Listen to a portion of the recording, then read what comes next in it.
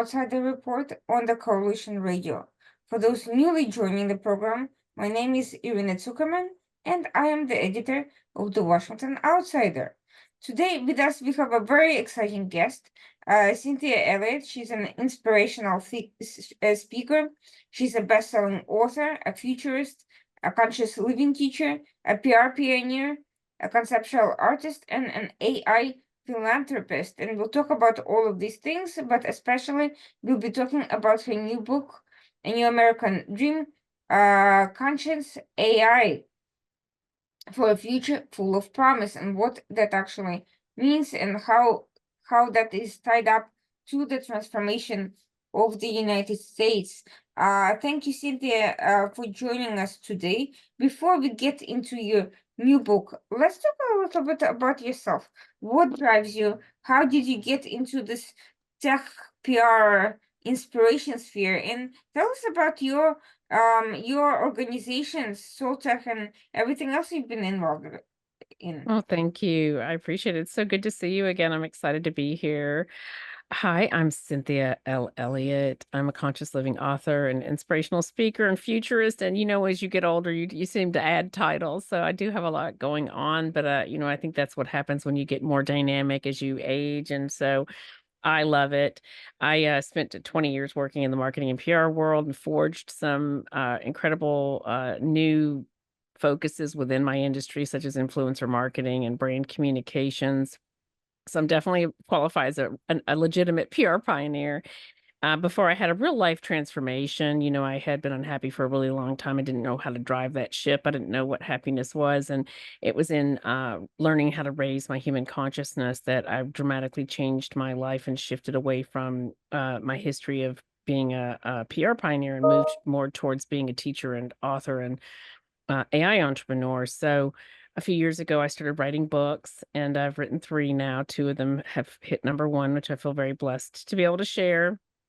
And the purpose of all of them is to help raise human consciousness and to drive us towards solutions over sound bites.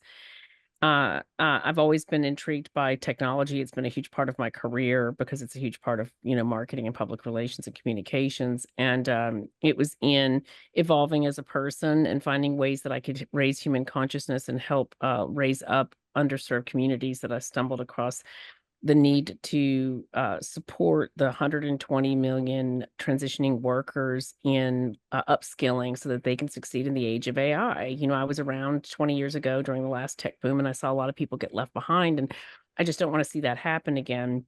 And it's very likely at the speed that we're moving at. And so that was really the purpose behind the Soltech AI Foundation, soltechfoundation.org. Our first courses are rolling out to teach literacy and basic skills and conscious mindset to underserved communities, and I feel really excited about that. And of course, now I've got my most recent book, A New American Dream, which which of course involves AI and helping people, that I'm excited to be sharing with people.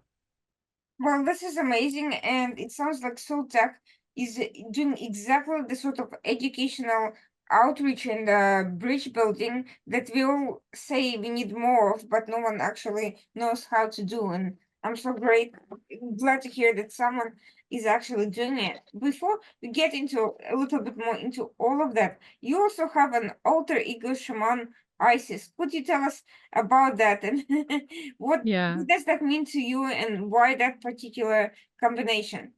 Yeah, when I had my real awakening and learned to love myself, I had been called to shamanism when I was really young, and I was like, I'm sorry, that sounds way too much like being a priest or a nun, because I was a snotty little kid.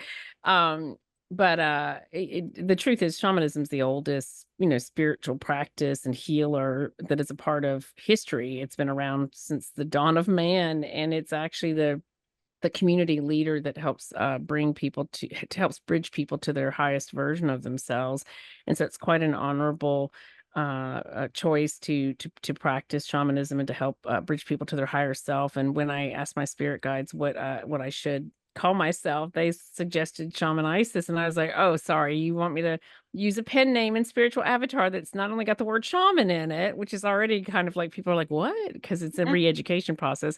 But then you want me to add ISIS to it? I was like, that's so cringe. Like I'm gonna have so many issues with that. But they're like, that's the reason. 10,000-year-old female goddess is getting erased from history because of something a handful of men have done in the last 25 years. And it's not cool. So part of your process is educating people that Isis is actually the goddess of healing and motherhood and was worshipped all over the planet for thousands of years. And we don't want to see women. We've seen enough women get erased from history. We don't need to see any more, even if she is a goddess. So yeah, that's the story behind that. It's my spiritual avatar. And when I teach courses and help people learn to raise their human consciousness, it's channeling Shaman Isis, which is like, if you think of Beyonce, she's got Sasha Fierce. I've got Shaman Isis. Oh, that's great. And actually, this brings me to the question I've been meaning to ask, which is how do we bring spirituality into technology? I mean, we are seeing this whole Silicon Valley thing going on, and we are seeing all these Silicon Bros, and there's something a little bit off-putting about that whole social scene with, it's not just even the money so much as this power struggle and this sort of grasp for control of information, of data, of of information space.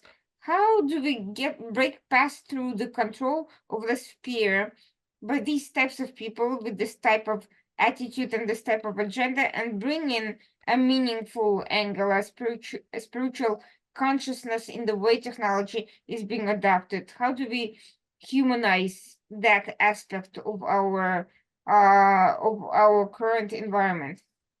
Yeah, that's a great question. I get asked a lot about how I connect consciousness to AI. And the truth is that, well, human consciousness and being and raising your consciousness is really about an evolved spiritual practice within the human that allows them to choose their perception, to choose their perspective, to operate at the highest possible frequency and vibration. Everything is vibration, everything is frequency. Um, we've kind of gotten hijacked in recent decades, and technology really became like we sort of became a tool for technology instead of us using technology as a tool. And it's in thinking about the age of AI and the dominance of AI and the consciousness that AI it will achieve a certain level of consciousness. However you want to label that, it will. And it behooves humanity to raise human consciousness and gift people with the tools for emotional and mental mastery so that we master AI and AI is not the master of us, which is honestly the future that we look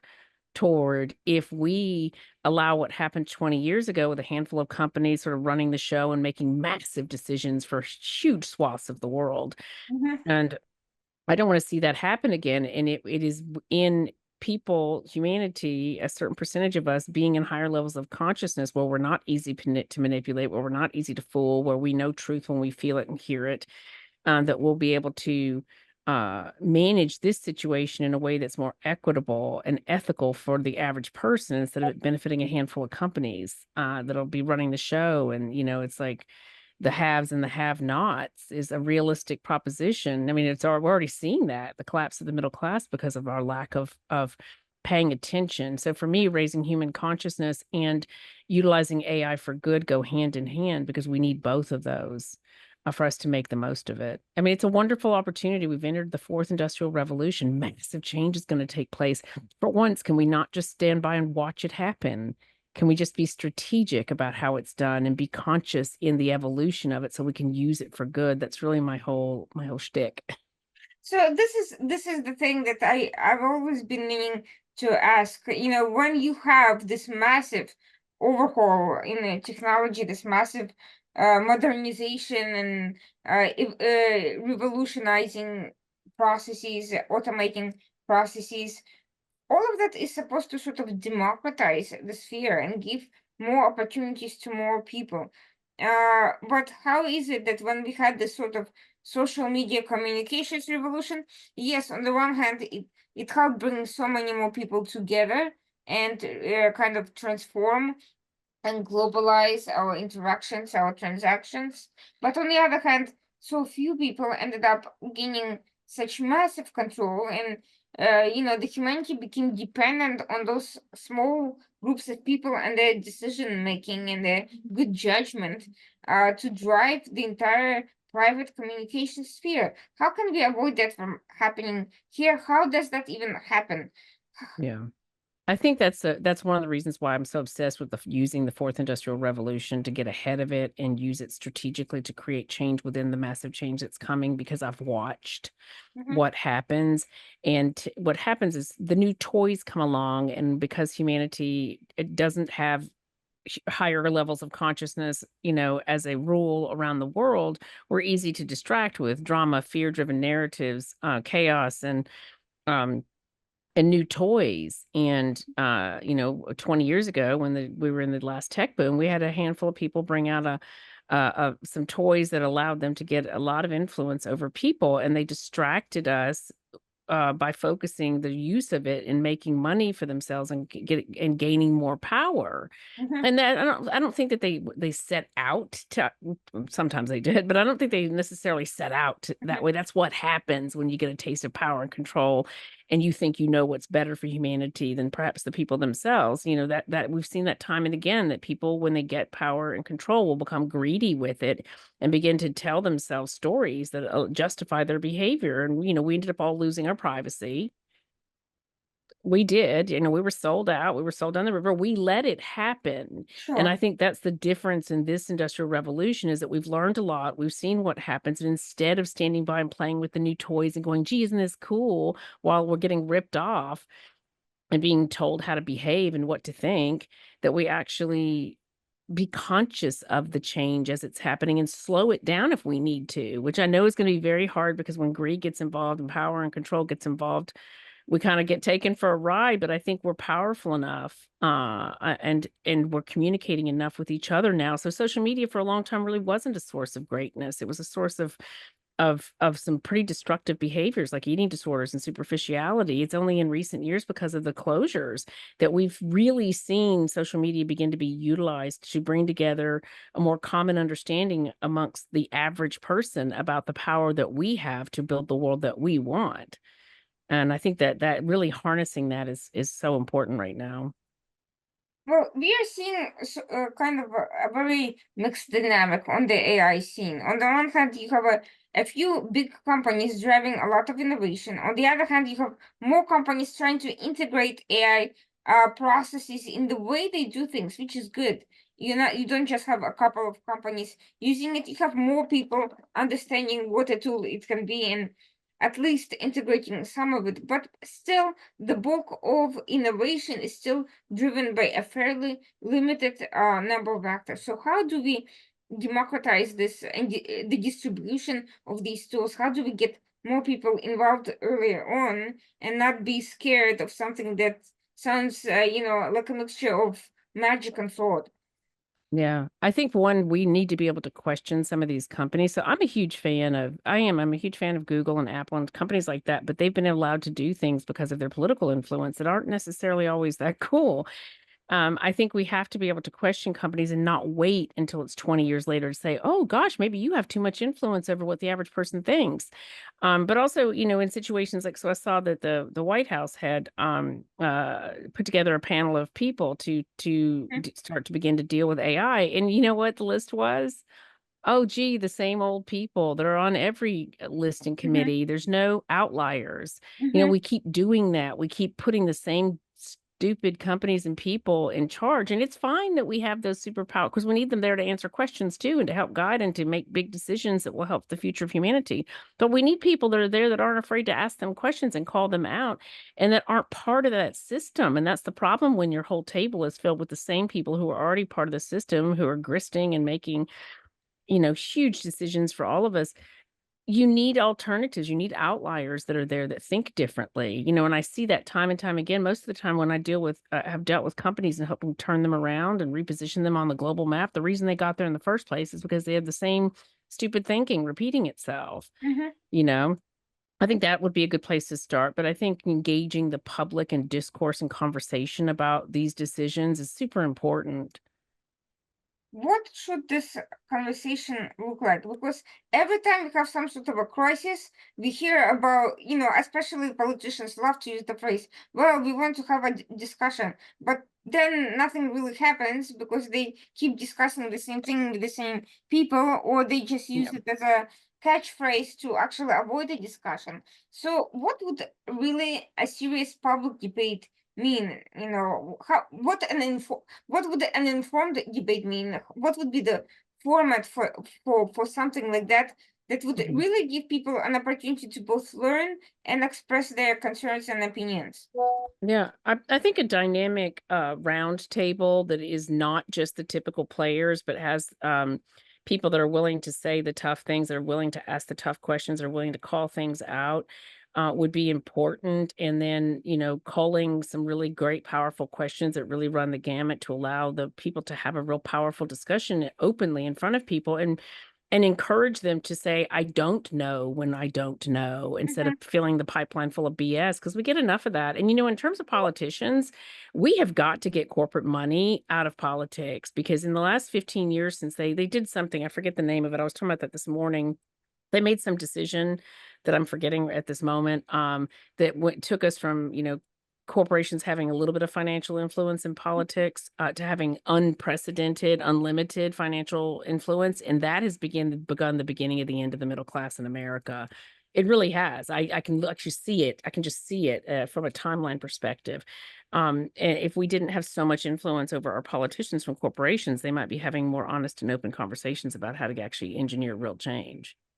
Well, the problem with the corporations is, in theory, the very stakeholders in in the corporation, the board of directors, the shareholders, all these people are supposed to be part of the process. It should be left to a handful of executives and a couple of officers to monopolize the running of the company. But we're seeing exactly the opposite. We're seeing most shareholders not really exercising their power. Board of directors rubber stamping decisions, as long as there's not some egregiously wild issue that is very likely to violate all sorts of compliance, Mhm. regulations. So how do we get more engaged public? Especially, people are overwhelmed. They're overwhelmed with Yeah. information. They're overwhelmed with distrustful, inaccurate sources. They're overwhelmed with the day jobs. The best they can do is buy some stock and just hope that it'll make them some money. They don't I really get engaged in the active governance. mhm. I think things have gotten so distressed and people have gotten so disgusted that getting people to get involved isn't going to be difficult if we take a different approach. So one of the problems with the way that the politics is handled is it's treated like politics. We're running this country, it's a freaking business. Running America should be treated like a business, and the people should feel like stockholders, because they are. Mhm. And if we took a different approach, a more professional approach, a more business-like approach to running our country, and made decisions because they were best for the people and not because somebody's buttering up some foreign interest, so they can send trillions of dollars that somehow ends up coming right back around to some of the same people, like, it's Mhm. nuts. I think that would help, and if people felt like they were actually being listened to in that type of forum. So if you talk about, like, stockholders and those business meetings and, like, a stockholders meeting, let's change the way that we're doing things and have real debates where real conversation and real questions that aren't pre-prepared in advance, are asked, where people are allowed to really engage and do it on a more frequent basis, not just make it a special occasion. It has to be like hey, here's our business meeting of the week, instead of us sitting around watching a handful of politicians, gerrymander with each other. Like, it's insanity. Mhm. So, being educated in the issues is the step one of people being able to feel comfortable enough to even think about engaging. The problem is, of course, we have this completely crazy process in which, on the one hand, because we're so open, innovation is bursting forth from the seams, and startups are growing, people are experimenting, they're failing, but they're also succeeding. On the other hand, there's no streamlining that would allow people to catch up. There is no anyone responsible for educating, really. Yes, companies, organizations like Soltech are out there, but most people don't know that they exist unless they're already kind of in that sphere. How to reach the public who should be doing this outreach, educating the public, giving them the skills they need to be able to take charge of their own lives in this sphere? I don't know. That's actually a really good question. I think one of the problems that we suffer from is that the public doesn't feel like it's heard Mm-hmm. anymore.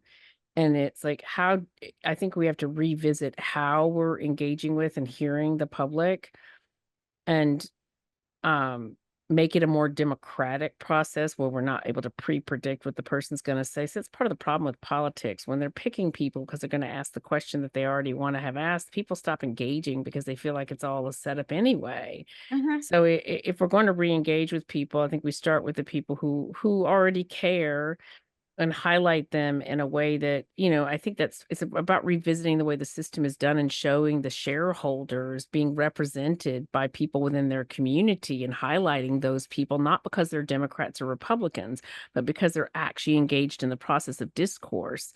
We don't really do that. It's all about parties and party lines. And that's Mm-hmm. prevented us as a people from coming together and saying, okay, let's leave those topics to the side, the ones that are always used to gaslight everybody, and let's talk about some serious issues and the way we can actually address them and highlight those people, not the political affiliation they have. See, that's always been the problem with America is that the parties actually cause more issues oftentimes than they help, as far as I can see. It creates a division within conversation about any type of change that is unhealthy. I think it's going to be the next coming years are going to be really interesting because I think we're going to see an unprecedented level of involvement from the people who've reached their tolerance, and they've had a few years practice with their own microphones and their own podcasts and their own live streams where they're Mm-hmm. like, "You know what? We're gonna ask some questions now."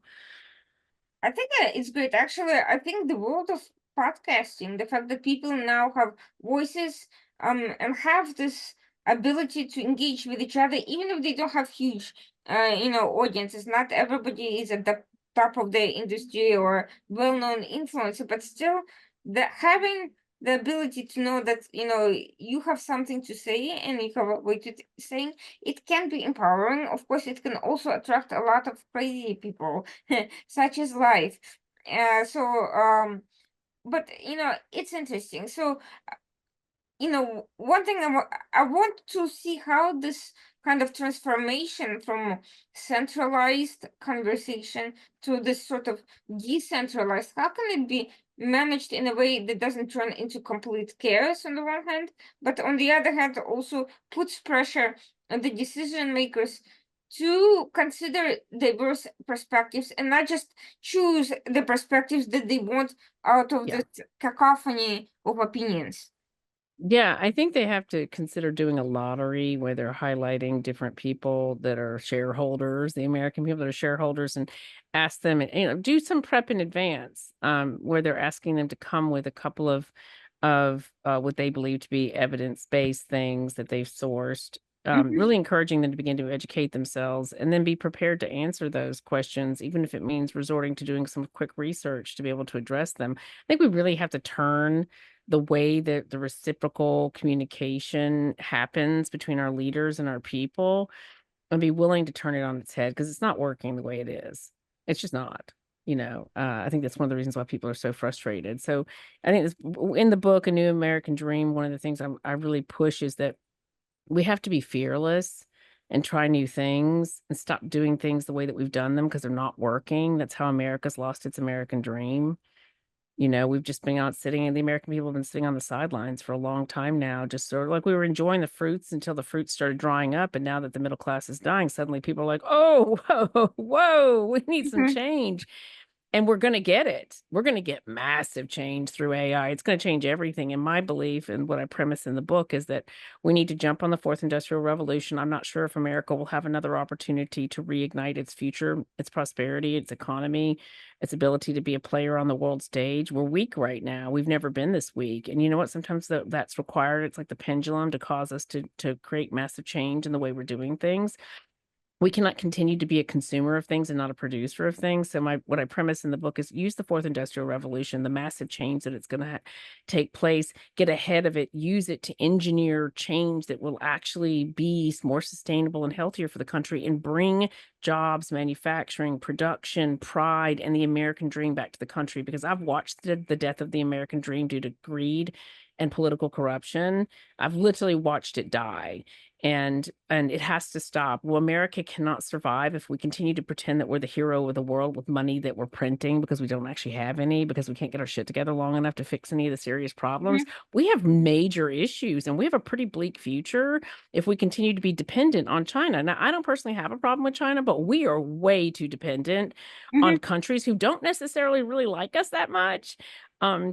For our future, and that's got to stop. That whole globalizing, let's be the heroes of the world, is really about ransacking the American people's purse to take care of a handful of people in control. And until we get away from that and start asking, where is our money going? And we're no longer just going to be shipping billions and trillions of dollars to other places that we don't actually, in fact, have. We're literally printing it to send it out to be what, the good people, or to pad the expenses of the military industrial complex. And I'm a huge fan of the military, but there are people around the military that make a lot of money off of chaos going on in the world. And all of that stuff just needs to be, we need to just take a break, pause things, and say, you know what, America needs to fill its cup. It needs to have prosperity in the future before we continue to pull any other people onto our boat, because our boat is taking on water. And it's going to sink. It's already sinking if we don't do something dramatic. So that really is the premise behind it. I want an American dream that we can be proud of. I want a future that our kids are actually excited about, because our kids right now, they can't buy homes and they don't have jobs with benefits, or there's no way to be taken care of. The corporations stopped caring for the people when they saw that they could go other places and get their resource, and that stuff has to stop. So here's the thing, one very practical underlying issue of this economic crisis that's driving a lot of the uncertainty, a lot of the American economy is highly dependent on specific industries being located in specific places. Those industries leave for whatever reason, the entire community dies off, and we are seeing, a lot of the Rust Belt, suffering from these issues.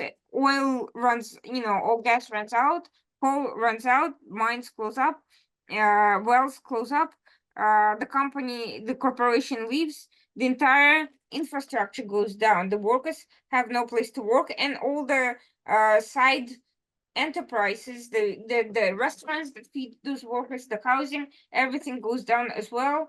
And young people either move away to bigger cities where there's a very tough competition for jobs, or they end up taking to fentanyl out of desperation. So the question is, how can we bring this digital economy, the opportunities of producing and creating, and not being dependent on fixed income from volatile industrial trends, to these communities? How can we revitalize these dying communities with opportunities that will keep people involved in something meaningful and not looking to drugs or social media or demagogues or whatever else to fulfill their needs?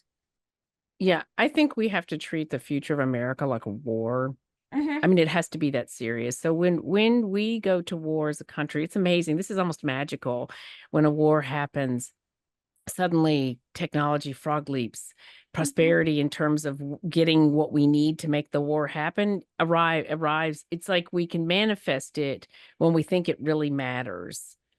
And you see that when you go back to the 1950s, all the young men all left, but you know what? The women stepped up and took on jobs that previous to that they were thought not capable of doing. So when we want something, when we invest in it, when we care about it, when we decide we're really going to tackle it, we're capable of miraculous change.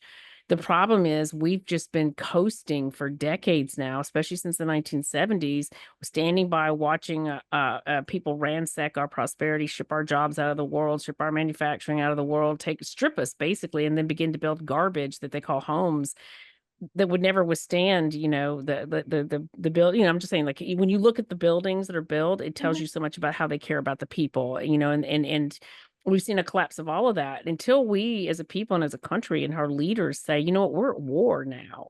We're at war with our old way of doing things. And the only way for us to make dramatic change is to approach this like a business that is at war and with change and really tackle it that way, then we're capable of doing all of those things. Like none of the things that we talk about, like having companies that make things in our communities, having supporting small mom and pop shops, like those things, they're all very possible if we just decide that that's what we want. It's a little bit like saying we can no longer import 100% of everything we buy. We have to support a certain number. Like we have to make some hard decisions about what we're willing to do and not do. And the frustrating part is that it's like people think it's going to happen by magic. It's not going to happen by magic. It's going to happen by us sitting down and going, okay, here's the top 10 list for the next 5 years. Here's what we're going to do to actually make it happen. And we're no longer going to allow this, and this to occur because it's actually causing us to stay in an unhealthy way of doing things. It's like the amount of stuff we import from Asia, the quality, the fact that we continue to accept lower and lower quality from them for the same products Mm-hmm. is insulting. I mean, I really don't have a problem with Asia, but when I was a kid, things actually lasted for Sure. decades. Now you're lucky if it lasts 2 or 3 uses. And because of their increasingly garbage, oh, look, well, it's replacing itself every couple of months. Of course, we're going to make it like crap. If we refuse to allow products, and that's just an example, say we refuse to allow products that cannot meet a minimum standard of Sure. use.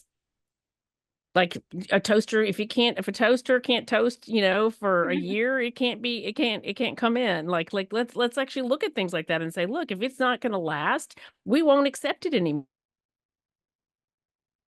That's the kind of dramatic change we need to do.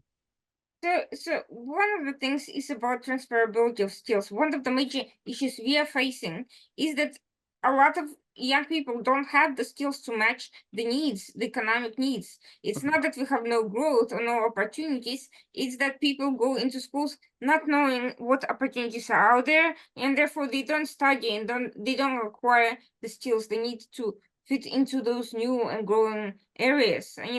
One of the Mhm. things with the chips, the production act, and the attempt to revitalize the chips, the AI chips industry in the US, is that it turns out we don't have enough skilled people to be doing that independently. Well, Um, we could if we would actually do something about that instead so of going, oops, there's not enough people. Gosh, I guess we'll have to go back to Asia or wherever what do again. we need to do, and how can it be done quickly enough to streamline the process Mhm. now and not in 20 years when it's already going to be too Yeah. late and you'll have even more catching up to do.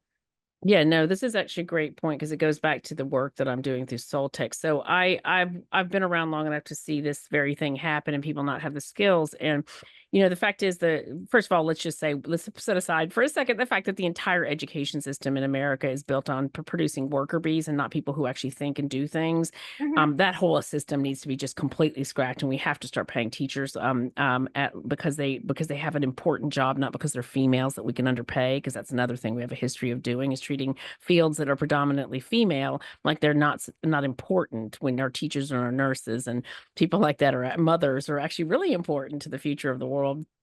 Um, but second to that is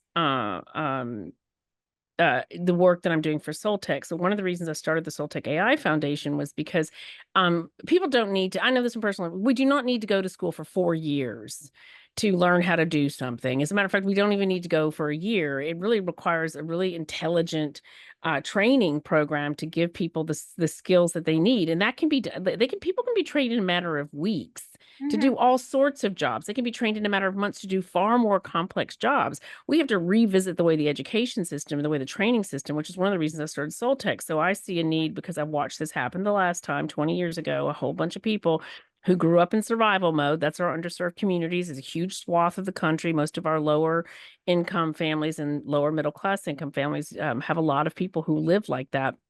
And they don't know how to go about evolving. They need support and help in growing their skill set.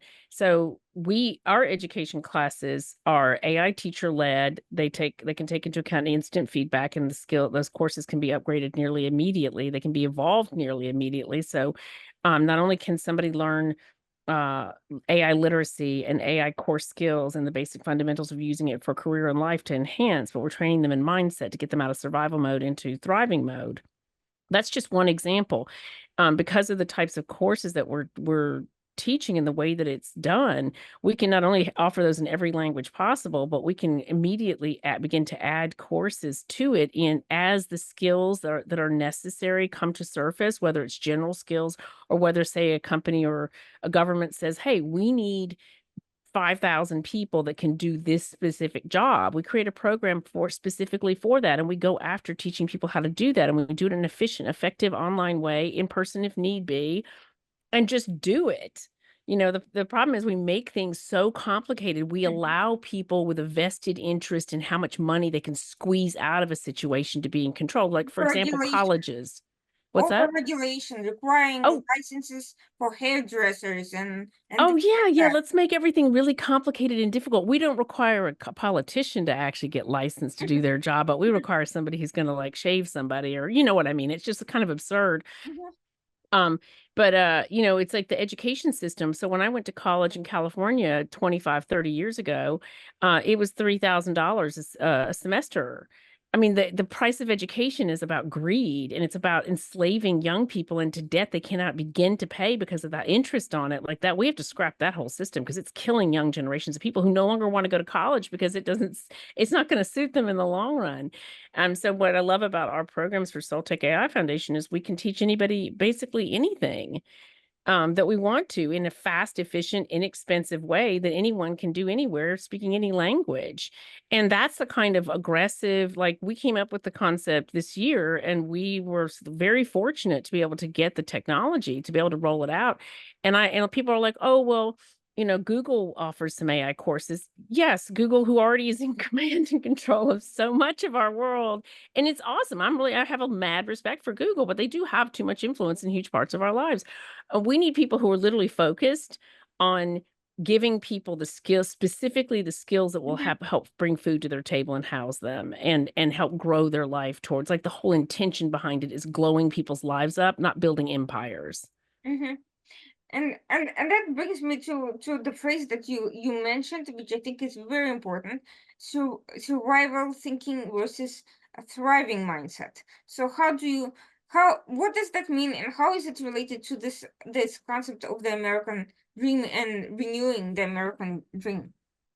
Yeah, I think our society is built on putting people in fear mode, putting people in survival mode. It's the constantly pressing of their triggers to keep them scared of the future, so that they obey and they don't ask questions.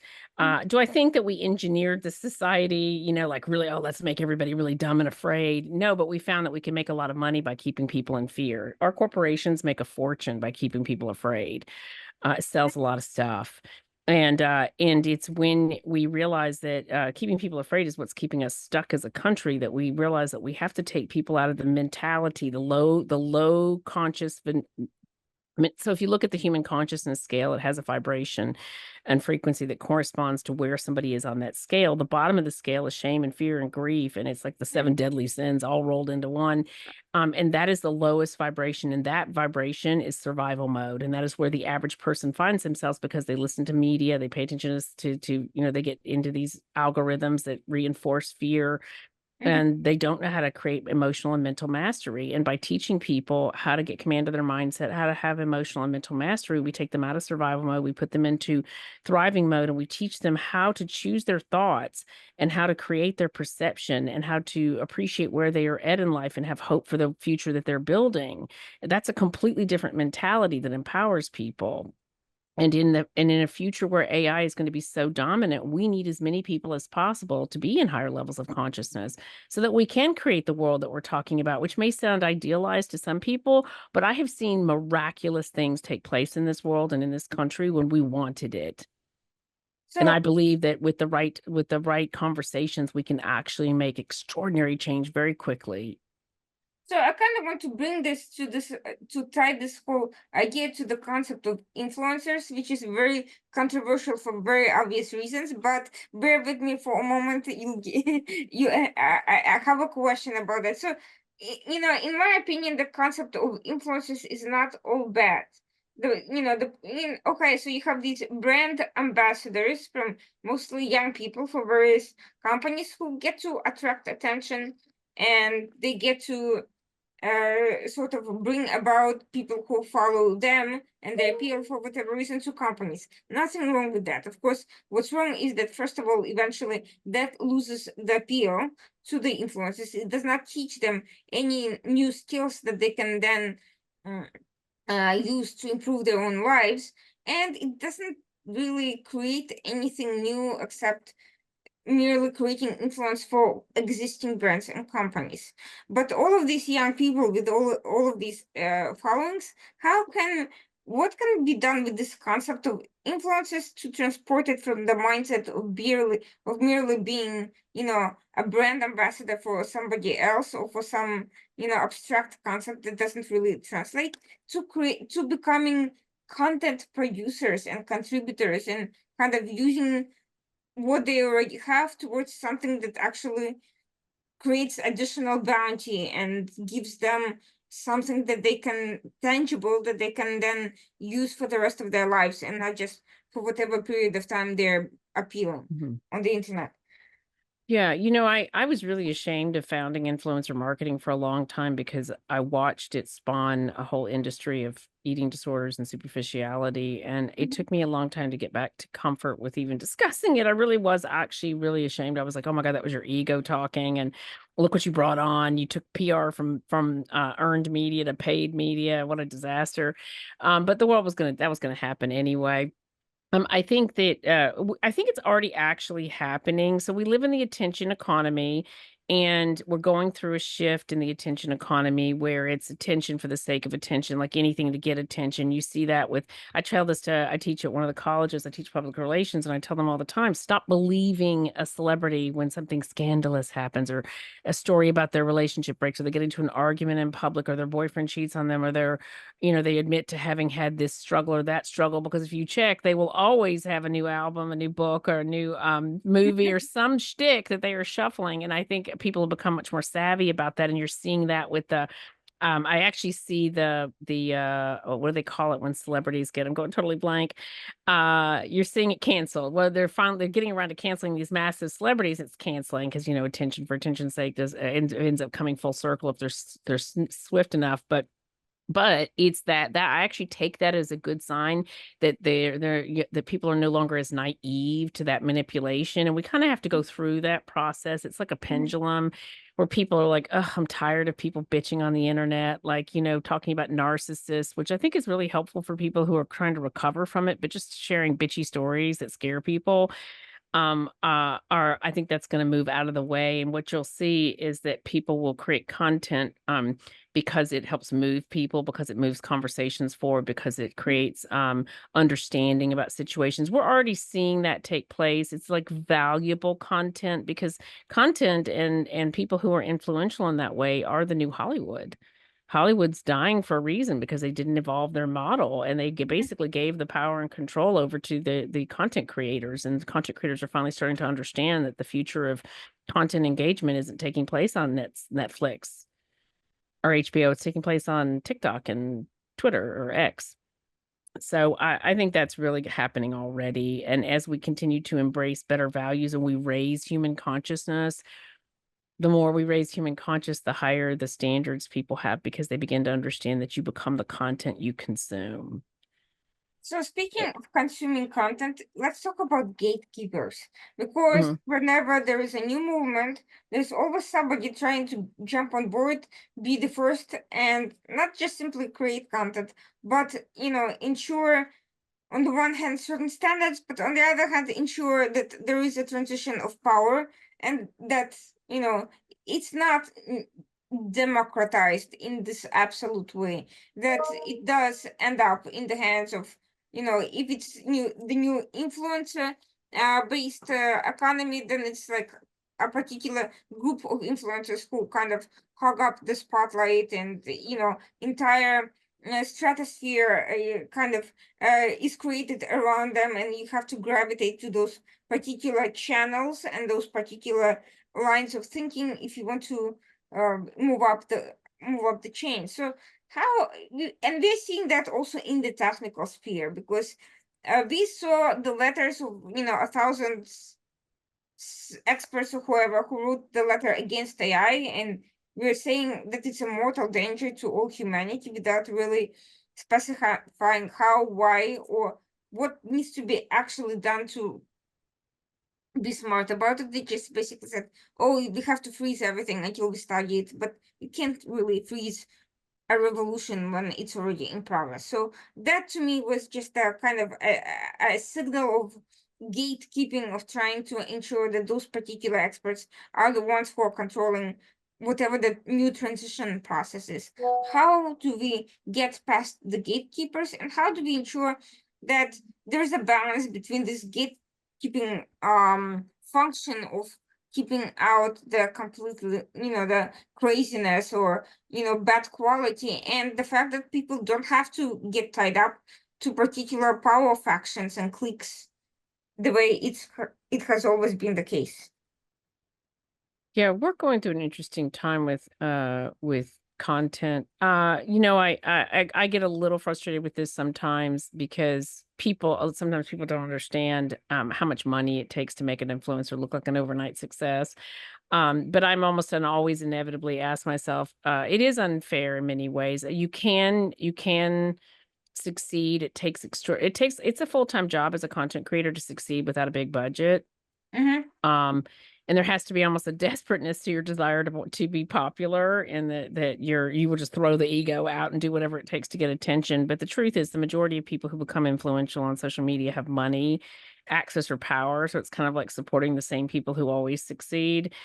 People get annoyed with me as a woman, but the truth is that when I see a female who becomes an overnight success, one of the first questions I ask, based on experience, not on envy or jealousy, I could care less, be successful. I'm happy for anybody that achieves success, but I've been around long enough to know that when somebody becomes an overnight success and their videos are appearing everywhere, they're either married to, related to, the children of somebody with money and or power, because that's the dynamic that we live within. But having said that, that used to be way worse than it is now. That Mm-hmm. dynamic has always existed. Sure. um and at least we're getting to a place where we're celebrating people who are capable of getting put on the map overnight for having put something hilarious out or really pushing the boundaries. And Mm-hmm. that's a nice change to see. I mean, there is a democratization going on, and that anybody with a mic and a camera Mm-hmm. can now compete and over time can build a following. Mm-hmm. But it'll take us a little time to get past that. Some of it's newness.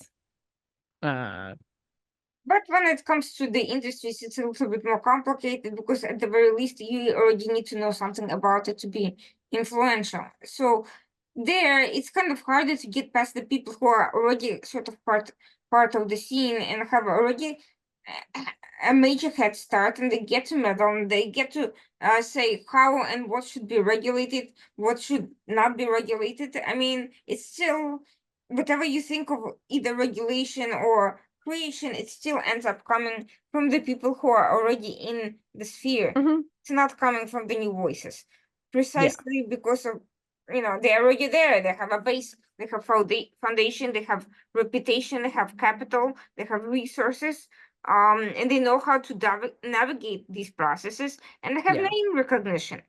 yeah. Yeah, I get very frustrated with a lot of the male podcasters, because I don't think they even see that this is the case. So a lot of them have been established for a while, or they had an in of some kind. Mhm, And they don't see that statistically, then most people that appear on their show are male. And it's like, guys, if you're at the top, and there are some women, but it's not nearly as many. If you're at the top, take some responsibility for changing the world for women, because women can't do it until we take up 50% of the board seats and 50% of the CEO roles. We're not going to be in a position of power of elevating each other. So I get frustrated a little bit with the establishment within the podcast community, because they have so much power over being able to help women, and yet they don't seem to see that they need to be a part of that change to really help women, and that they should look at their stats. Because they tend to promote the same. I see the same men on the same, like it's the same men all hopping around to their own podcasts. Well, the issue is not just with stats. The issue is also with the quality of conversation. Because if you keep, any number of the same people in a bubble of conversation, you don't get to hear anything that challenges your perspective or anything outside, the ordinary. You create echo chambers, whatever you want to call them, are echo chambers, where the dynamic is you keep out outsiders. And this kind of Mhm. closed mentality, I think, is permeating social media, is permeating our technology spaces. And for all the talks about disruption, I kind of see a lot of this tech innovation going much in going very much in the same um direction. It's disruptive for a moment, but then largely it's the same people making the same types of mistakes and working with each other. So if you're talking about diversity in the communication sphere, in the technology sphere and AI sphere, I'm seeing that there should be more bridges building, not only between men and women and people of assorted backgrounds, but also people with different experiences, people with different Yeah. professional backgrounds, people from different industries, even with ethicists, lawyers, uh, analysts of different backgrounds, policymakers should be consulting with actual technical personnel and not just with other policymakers and their staffers. Right. You Yeah. know, Have you ever so, look at a board? I laugh sometimes when I look at the board of directors for some of the biggest companies because I laughed one day. I forget whose it was. It was like Stanford, Stanford, Columbia, mhm. Stanford, MIT, Columbia, Stanford. And it's 80% of their board all went to the same college. And I was like, it's a closed, see, I think the illusion is we think it's because they need to be aware of it. I think they're fully aware of it's a closed loop system. But I think that's the sort of forcing people to make changes there because it's not going to evolve until we get sick of giving them more power to circle within the same few people. Well, there is an incentive to keep the same people going, which is how you maintain your own influence. So, Yeah. so these people are quite frankly afraid of being outpaced. In my opinion, if you are really intelligent and skilled, this will be this sort of um diverse network will be your strength, not your weakness, because Yeah. you end up with a more innovative mindset. You catch mistakes faster and earlier. You Hmm. predict the future better, and you shape it also with a more holistic and integrated approach. But people who are afraid of that sort of disruption and innovation in the staffers, I think they're insecure about something. I think when you're that insecure Yeah. about your power, it means that you are afraid you've got nothing to offer, that you can be Yeah. easily challenged and displaced by new people coming in instead of creating a collegial network that can support you and improve on what you're doing. So, Yeah, the last thing we need are more people who are afraid of change. So I'll just share a quick story with you. I mhm, worked in fashion for a really long time, and I had been talked out of my first agency by a big fashion house who wanted me to turn everything around. And I went on board, and I really thought that everyone would be so excited to have a new person heading up the marketing and PR team and celebrity dressing. And I thought, oh, they're going to be really excited because I got big plans. I'm going to accomplish things. But I was met with the nastiest. I mean, it reminded me of being in sixth grade and getting beat up every single day by the same group of women. Um, it was near violent and how hateful and nasty they were towards me. And I kept having this is such a weird conversation to have, but this actually shows the what you're talking about. They kept saying to me that I should be blonde haired and blue eyed from one of the rich families of New York City. And I knew enough of the socialites in New York City. I was like, I'm sorry, you want somebody to sit here and look pretty. And it took me a really long time to realize that what they wanted was somebody who looked great, wore nice clothes, but wasn't mhm, going to change anything. And mhm. it was then that I realized that change was what they were afraid of. So I fired everybody. Yeah, I did it all myself. I had to. I didn't have a choice. It was so bizarre, and I was realizing like it took me a couple months to be like, they don't want it. They don't actually want this to succeed. They don't want the brand to succeed because for them change is that frightening. And it was a good lesson in what happens when the same people keep cycling through the same system. They want to keep it closed looped and they don't want change because change is frightening for them. And I think we need to get good and scared. You We know, need to shake things up. as someone who myself does a lot of consulting, one of the greatest threats I see are the consultants, not in the sense of hating individuals, but as an industry, there is an incentive in not providing your clients with the best advice and not wanting them to change and to succeed fully because they Yeah. don't need you then, or so the thing Yeah. goes. And in my opinion, there's always a need for new ideas and Hmm. new types of expertise, but they won't need you, and then all the problems will be fixed, and you'll be out of your income, which means you're not growing. Yeah. If you find yourself that you are unnecessary because one problem has been solved, it means you're not growing professional, and your skills are not transferable and not flexible enough to succeed when new issues inevitably come up. So Yeah. I that's used I to think think being a change agent was like a positive thing. And then I realized, oh, it scares the crap out of people who it's like when somebody says to me they've been with the same therapist for 8, 10 years. I'm like, have you asked yourself whether or not why your you therapist wants you to win? why are you with a therapist for 8, 10 years? The therapy is there to kind of break through, your stumbling blocks, not to sit there like you're addicted to a drug forever. Yeah, well, that's just it. I was like, you realize that you're a customer. You're not a patient. At that point, you're a customer and they want to keep you around for as long as possible. So funny. Yeah. So that kind of brings me to kind of when you were writing your book, when you were reflecting on how to get these people into a mindful mindset, the biggest stumbling block, in my opinion, is the people themselves. Do they actually want to become more conscious? And so, have you Mhm. encountered this sort of resistance mindset to consciousness and to getting Yeah. past these issues? And how do you Yeah, do that when you you have do? to start with the people who are already in the flow of change. Like I've tried to tell this to people, but they're like, "Oh, you should be out there spreading the word." And I'm like, "And that would be a colossal waste of my time because people need to already be in the flow of change to want to change their consciousness." So if we focus on the people that actually are Mhm. evolving and we focus on the fact that we only need 3% of them to create a massive change across the planet, and that's where we focus. It's like with people going out and knocking on doors to try to convert them. I feel like that's just a massive waste of time and energy.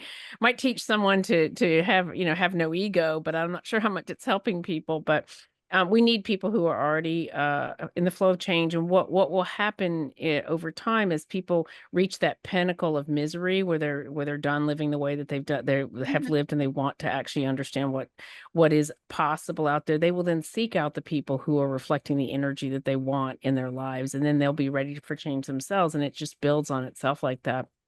Um, you can't just announce to everybody, "Hey, I can fix you if you just learn how to raise your consciousness," Sure. because they're not gonna be ready to hear that. People have to have made the decision for themselves already. So here is the thing. I do think many more people want something to improve their lives in some ways. They want to have opportunities, they want to break boundaries, but Mhm. I'm not sure that they always gravitate towards the constructive solutions towards that. Hence, we are seeing these echo chambers and bubbles of people getting stuck in their professional or political or other, social comfort zones, and thinking that they're being empowered with new information when they're actually being manipulated. So how do you get people to tell the difference between being manipulated and guided towards some self-serving end on someone's part and actually challenging themselves and changing? Yeah, I think it's a nice idea. The truth is that people have to get to an evolved state where they're in the present until Hmm. somebody's present. So it's like let's share the practices that will lead to somebody learning how to be present, Hmm. because that's going to give them the gift of discernment. But if we're just out preaching, here's how to change your life, it's not going to appeal to the Sure. people who really need it the most. But if we can get them into yoga and introduce them and start to lead them, it's like guiding you. It's like we become lanterns to the future that somebody will want for themselves. versus trying to be the map and saying, here's the end point that you need to be at. Most people just need to follow the light. It'll eventually lead them to a place where they start to understand that they feel better and then they want more of that. And then they begin to see the truth around them. They become discerning about what they allow. They begin to realize that you become the content you consume.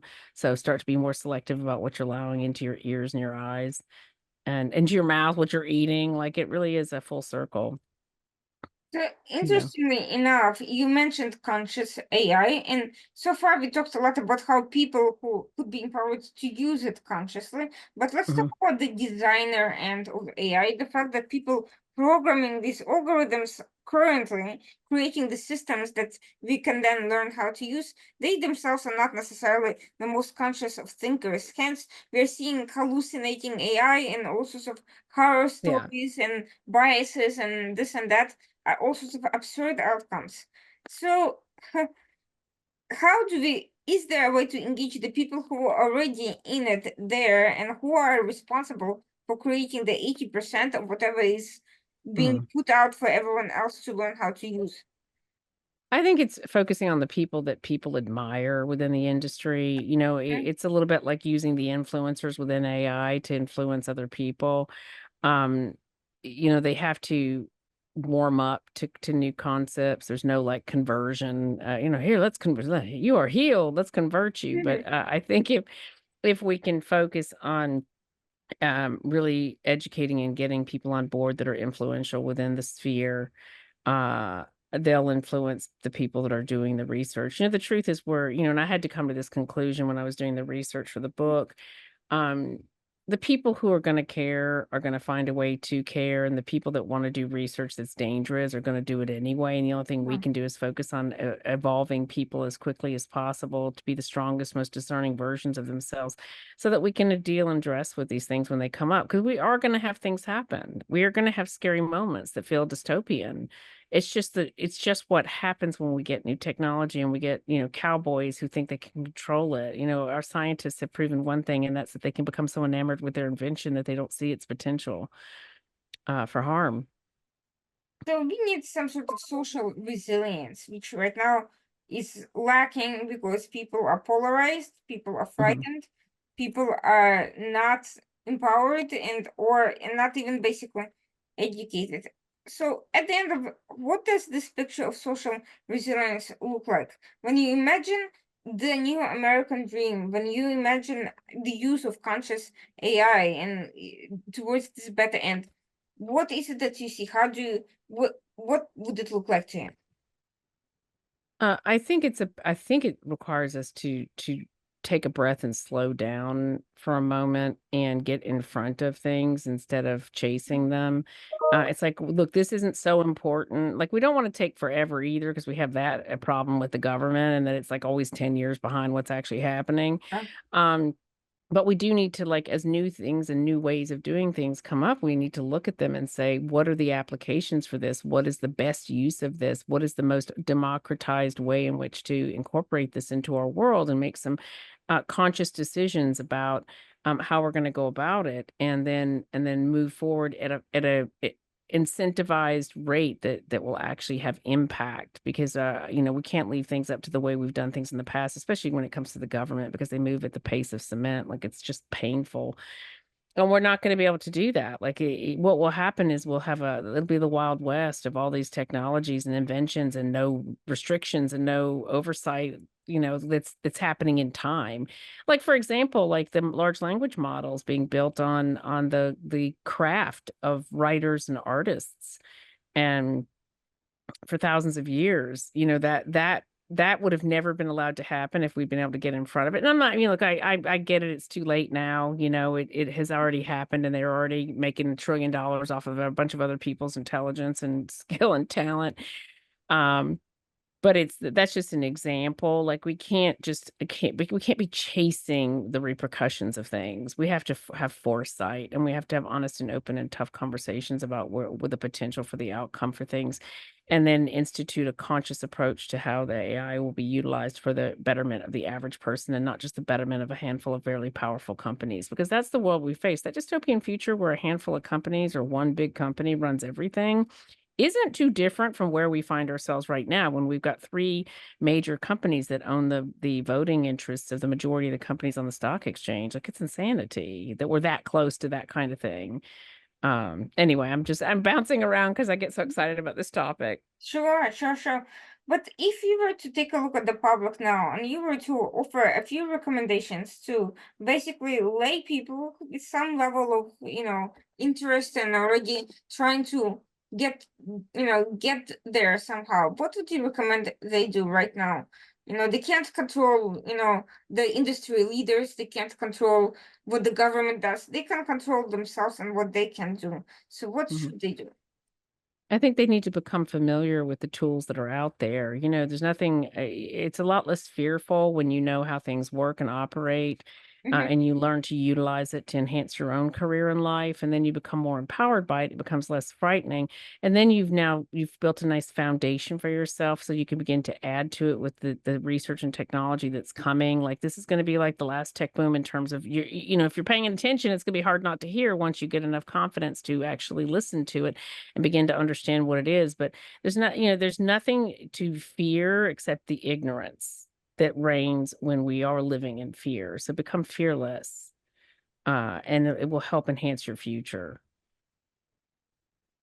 I think overcoming fears and having a more optimistic, more excited, and more problem solving oriented mindset is certainly the key to not being kind of derailed by other interests and other people.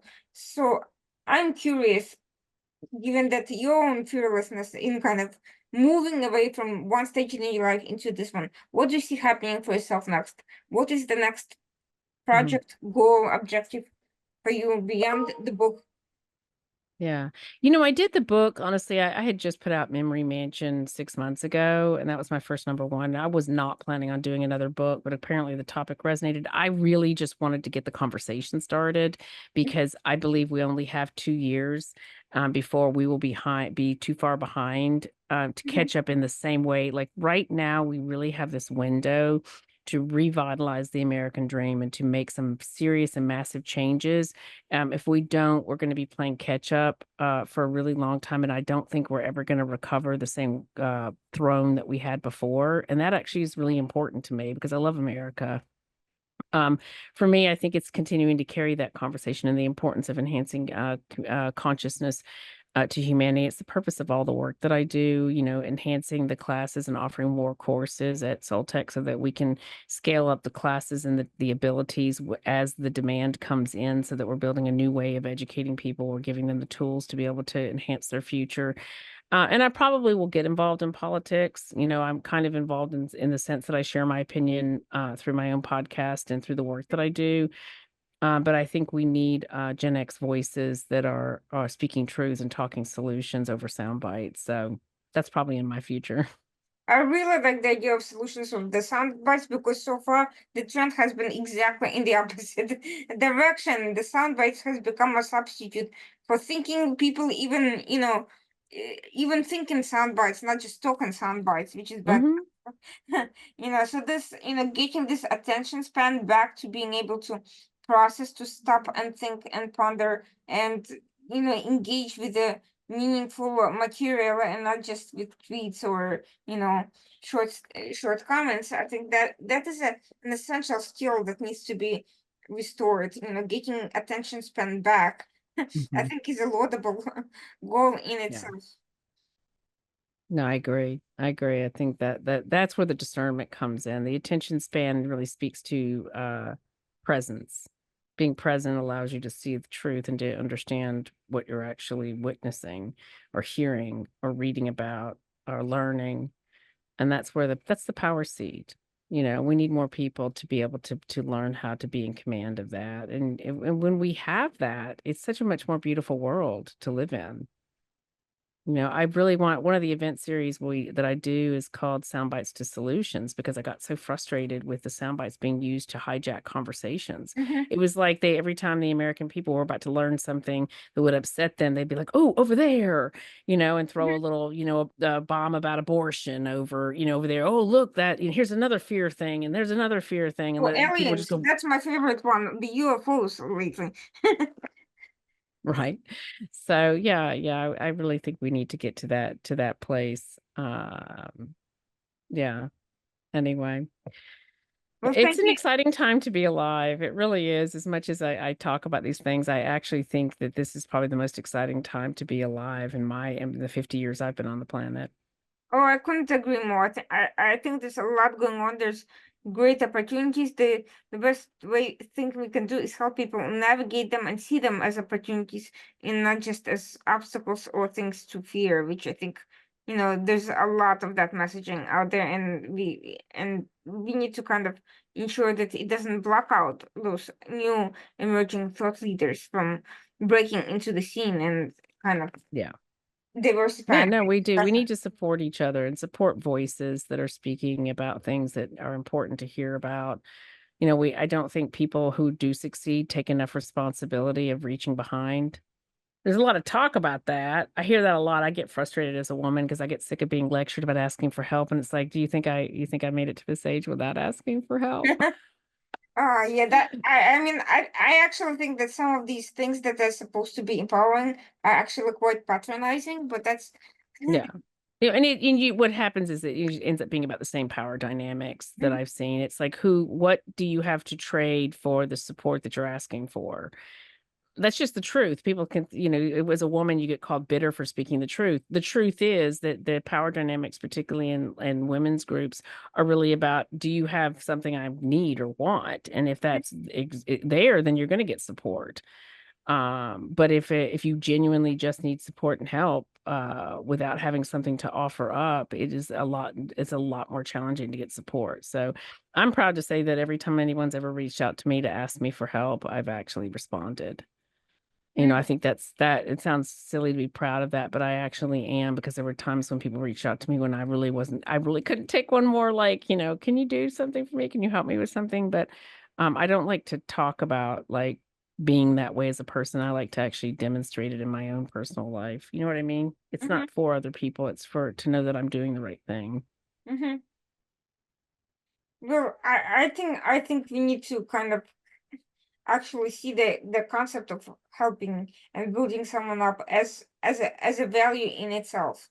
And I think Yeah. that's how you break through this, because having people who are empowered, having a society that with one less desperate person and one more dynamic, constructive, contributing person, that in itself is a good in it, in Yeah. itself. Well, thank you so much for this conversation. I really Oh hope yeah. our listeners will check out your books, but Mhm. also your organization, Soltech, and kind of get engaged with helping build up the new American dream, not only Yeah. with AI, but with consciousness in all other areas as well. Oh, I appreciate that. It was so good to see you again. It was a lovely conversation, and I love having important conversations about things that need to change with people whose intelligence and presence I admire. So thank you so much for having me. Thank you so much and best of success. Thank you.